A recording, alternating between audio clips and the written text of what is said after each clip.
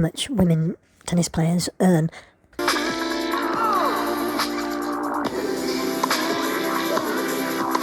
If you're in the top 200, if you're clever about which tournaments you go to, you might earn $20,000 a year.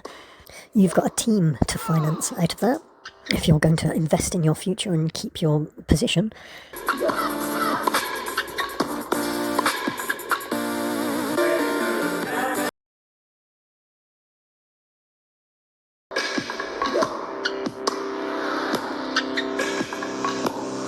I think myself personally, I prefer to watch women's tennis, and they definitely are comparable in terms of skill. And it definitely is institutional inertia of the status quo that keeps male players getting paid so much more than female equivalents.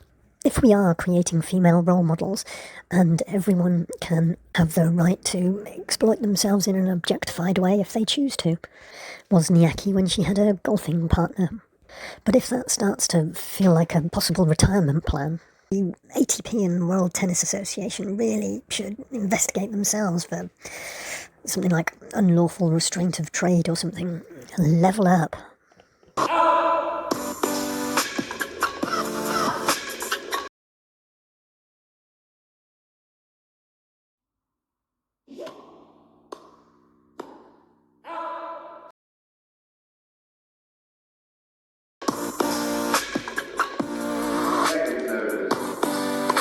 Should a tennis player be allowed to inject insulin on court if they're a diabetic? Should a tennis player mother be allowed to breastfeed a child on court? This is on court, not in court, but it is a melodrama because there's already a machine for that. A pump, to be precise. If you're supposed to appear in a court in Tiergarten, Germany, should you be allowed to go and earn a day's work of, I don't know, £500,000, £1 million, that would be sufficient to pay any fine instead of appearing in person?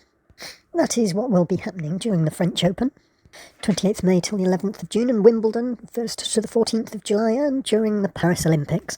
Brenda Patia brought charges during the Australian Open. Zverev has a daughter with her who was born in 2021. His daughter was perhaps conceived while he was partying in Monaco, where he lived, supposedly self-isolating during COVID-19 pandemic, testing negative after touring with Djokovic. Since 2021, Zverev has been dating German actress Sophia Domalia, an East German recreational kickboxer. She's discussed gender equality on the German show Tough But Fair, and been on the jury of the tattoo show Pain and Fame, a sort of German version of the Great British Sewing Bee or the Great British Bake Off. Commenting on the Me Too campaign, she says, "I think the campaign is an insult to the true rape victims." She's been married to and dated a few singers and musicians, a soccer goalkeeper, they have big hands. But Netflix Point Break isn't going to be continued. A behind-the-scenes expose, a bit like Drive to Survive, but it ignored allegations against Alexander Zverev. Legal courts in the United States of America have stipulations, or rather, voluntarily, sporting bodies, as soon as an allegation has been made, the sportspersons aren't able to compete, aren't able to be a role model. Zverev is, at the moment, a representative of the Players' Council, but not knowing any of the details and viability of the claim, none of the players are really having much to say. Watch for Katie Bolter. She was very vocal around the COVID scandal. We don't really know much about the details of the quite brief relationship that bore the daughter. And suspending judgment for a little while, you have to wonder if it is possible there's an opportunist scenario going on, even if it's an avenue of perhaps child support not being taken seriously, and digging at a wound, so to speak, of where there is a history. Game, set, and match. Alexander Zverev's first accusation of domestic abuse against him came in October 2020. Ex-girlfriend Olga Sharipova, in an article in Racket magazine, Ben Rothberg accused Zverev of physically and emotionally abusing her over the course of their relationship. Sharipova named multiple instances where Zverev allegedly became violent towards her, including punching her in the face during an argument that took place in the pair's hotel room while Zverev was competing in the 2019 Laver Cup.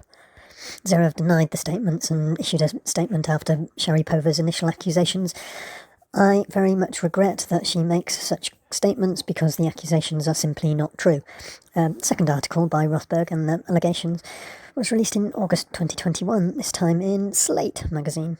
The second article picked up Sharapova's story where the first one left off. It included a description of the alleged violence escalating in October 2019. Sharapova said she went to take a shower, during which Zverev continued berating her from outside the bathroom door. When I got out of the shower, I was starting to take a towel, and he came and said, "Pack your stuff right now and leave." Sharapova recalled, "I'm just like, okay, can you wait a few minutes, please? I'm naked here." From there, Sharapova said Zverev attacked her more violently than he ever had before. She said that he grabbed her by the throat and pushed up against the hard tile wall of the bathroom. He started to punch me, and this time I understand that I can't be dough for punching. Sharapova has repeatedly said that she's not interested in pursuing criminal or civil action against Zverev. She told the journalist she wanted to be open and honest and to help other women who tend to stay silent in such situations due to fear and not being believed. Zverev secured an injunction from a Berlin court against Slate magazine in August 2021, barring it from publishing the assault allegations without stronger evidence. In response, Slate stated that it stands by the reporting in the article and has not removed the article from its website.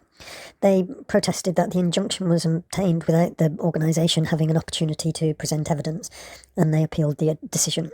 The 2021 Laver Cup commentator, Mary Carrillo, wasn't impressed with how the ATP handled the allegations and stepped down, resigning from her presenting role.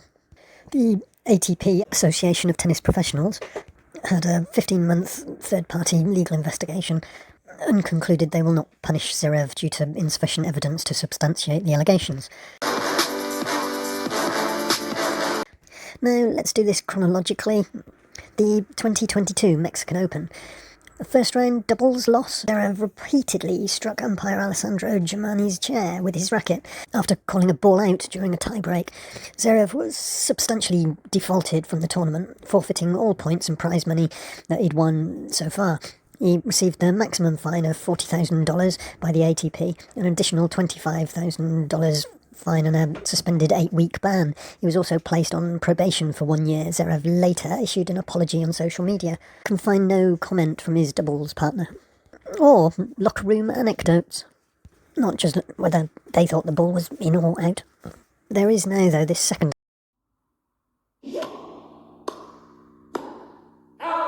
allegation of domestic abuse.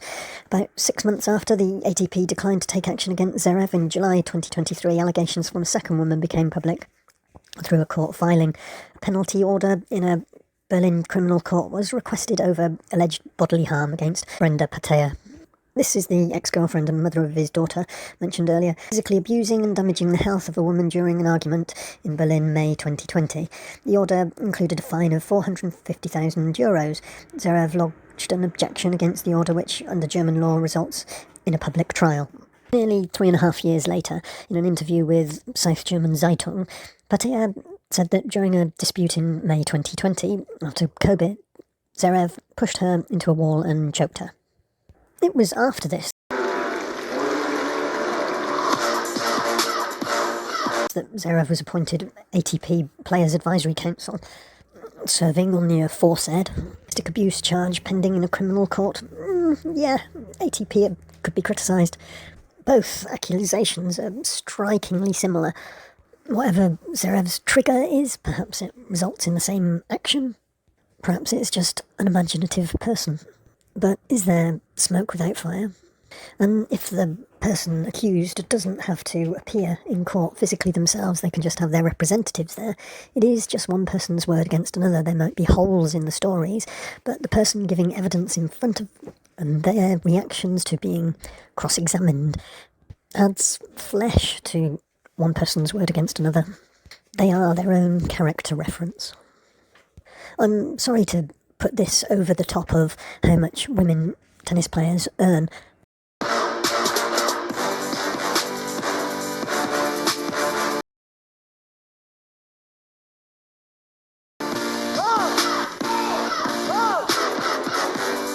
The New York Post is saying should he even be allowed to play. Rafa says he will give blood for Paris. Victory. But can he be everyone's knight in shining armour and make a stand for civilization and values against what might be meanness and naked aggression? Tennis can be a stylised gladiatorial warfare, not the entrenchment and invasions of a team sport like rugby. Not like the naked aggression of boxing. Tennis has a proxy aggression to it. A pacifist can enjoy it, even as brutal as it can get. Come on, Rafa! And we want to see you go deep in the tournament.